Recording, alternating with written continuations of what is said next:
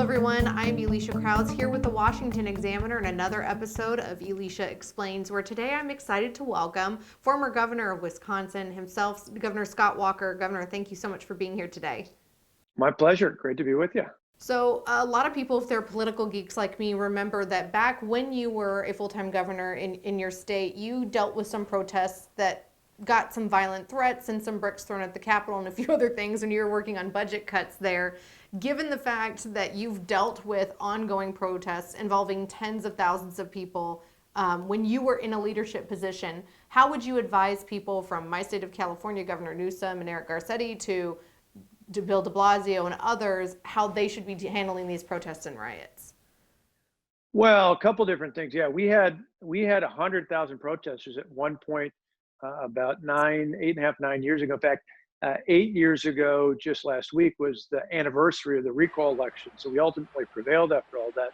But it was early on in 2011 when we took on the big government special interest groups and took the power out of their hands and put it firmly in the hands, excuse me, of the hardworking taxpayers that created all sorts of tension, not just within my state. It started out originally with hundreds and maybe thousands. Eventually, when people came in from Washington and New York and the West Coast and all across the country, it became 100,000 or more. The Occupy movement started there.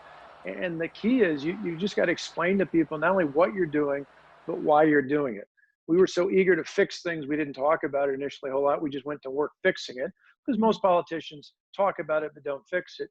What you got to do is both.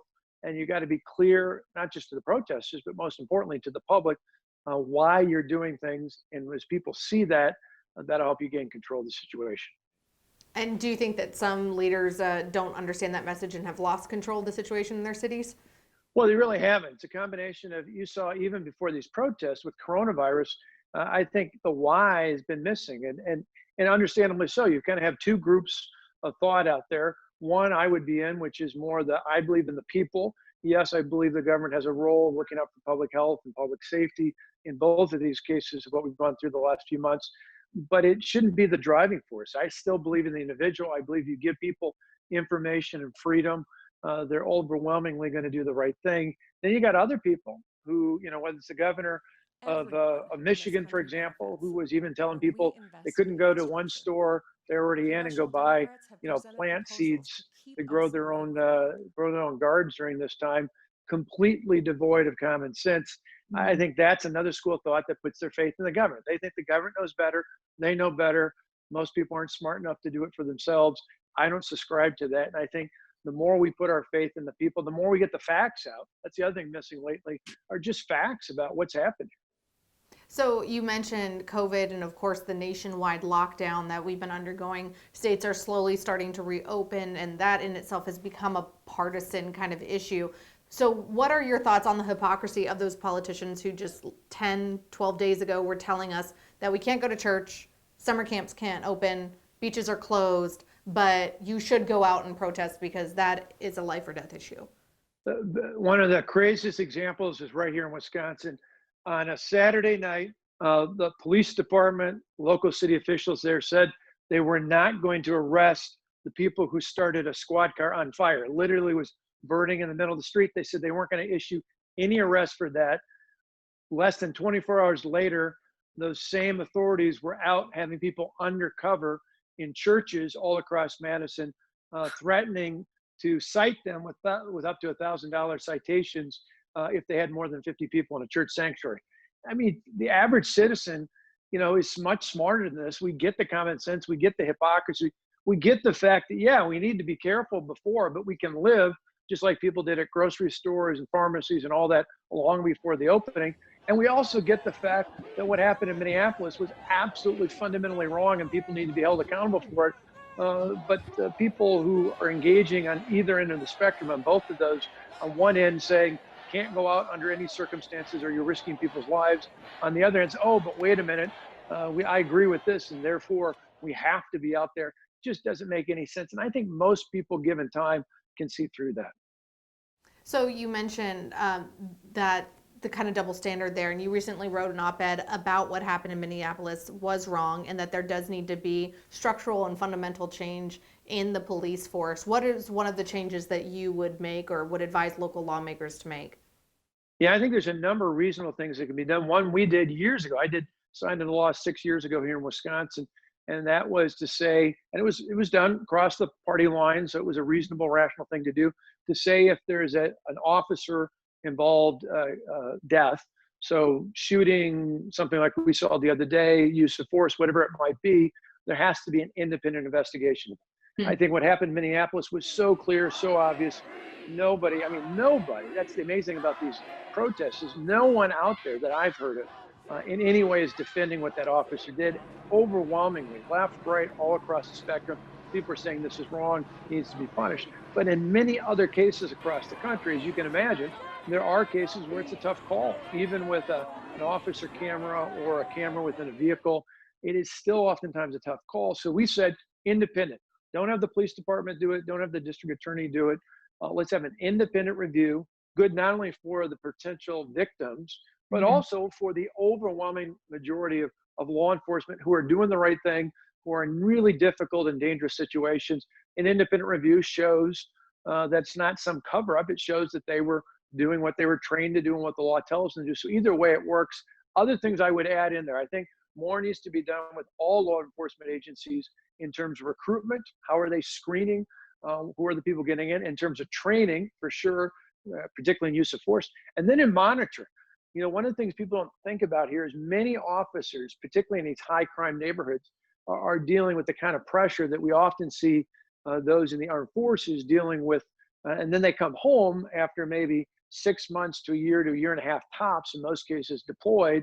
They come back, and many of those service members have post-traumatic stress disorder. What are we doing to monitor law enforcement to make sure, again, they're dealing with year after year, not just month after month. What are we doing to make sure they get the support, and if need be, they're cycled out of some of these high crime, high intense areas to make sure that even though they've been trained, that training works. That's a really good point that you bring up there about the mental health and the emotional stability of law enforcement. That I think if you do draw that parallel to the military, it's an issue that we've seen needs increasing support, I think, from the government and local levels, and even nonprofits that assist in that. So switching over to politics, latest polling shows, even today CNN released a poll that showed that Trump is losing ground, not just in his overall approval rating amongst Americans, but in the national general election. It's showing that at this point, Biden would win. Come November, do you think that we'll have President Trump reelected, or do you think we could see Vice President Joe Biden become President Joe Biden? Well, I've thought for months it was going to be extremely close. Wisconsin, of course, went for Trump back 4 years ago, but barely. I mean, you're talking about neither candidate got over 50%. President Trump just got by with a plurality. You obviously had circumstances where a lot of people just didn't like Hillary Clinton, and exacerbated by the fact that she lost the primary in April 2016 to Bernie Sanders and then never came back to Wisconsin. Obviously, that's not going to happen with Joe Biden. He's already been to the state and virtually of late. So it's going to be a really, really tough election. I thought it was tough before, just because it's always a swing state. You have a strong economy, and if the focus was on that, I think the president was on track to win. Then, wow, boom, coronavirus sets in. You've got massive unemployment. You've got big worries. You've got big concerns, not only about people's health, but about the health of the economy and of their household. I think, though, as we open things up, as we get back on track, and assuming, I don't worry so much about the protests. The protests are completely legitimate. It's the rioting, the looting, the chaos that some people have used legitimate concerns to take advantage of it for their own lawlessness. If that somehow wasn't under control by the fall, then I think there are real worries out there. But I have to believe, not just for elections, but as an American first, I have to believe and hope and pray that that'll be better by then. As the economy improves, I think the president's got a compelling argument to say, hey, we helped America get out of a recession before. We can do the same thing going forward. So final question for you. You also recently wrote about how recent high school graduates and early collegiate students actually are open to conservative principles, and some of them are even identifying as conservative in growing numbers. So what do you think that the conservative movement can and should do to make sure that we don't lose that trend, especially once they enter very left-leaning universities? Absolutely. Communicate, communicate, communicate. Find every way and every source.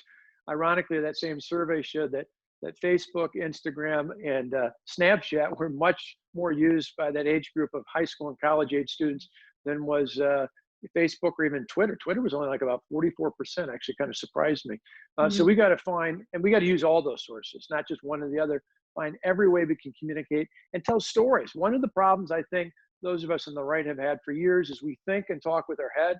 The left thinks and talks with their heart. We shouldn't concede the logic of our head, but we've got to tell things in ways that appeal to the heart. We've got that story. To me, fundamental fairness is something the left has tried to almost take hostage. We on the right have the right story to say, hey, we believe in you. They believe in the government. We believe in you, the individual. And the more we can get that story out, I fundamentally believe that young people today, Generation Z, are more libertarian than they are liberal. The data is proving that time and time again. We got to show we're the ones that want to let people be, as long as you don't hurt the health and safety of your neighbor. Go out and do your own thing, live your own life, pursue your own dream. That should be our message over and over. Governor, thank you so much for your time today, and I hope to see you again soon. My pleasure.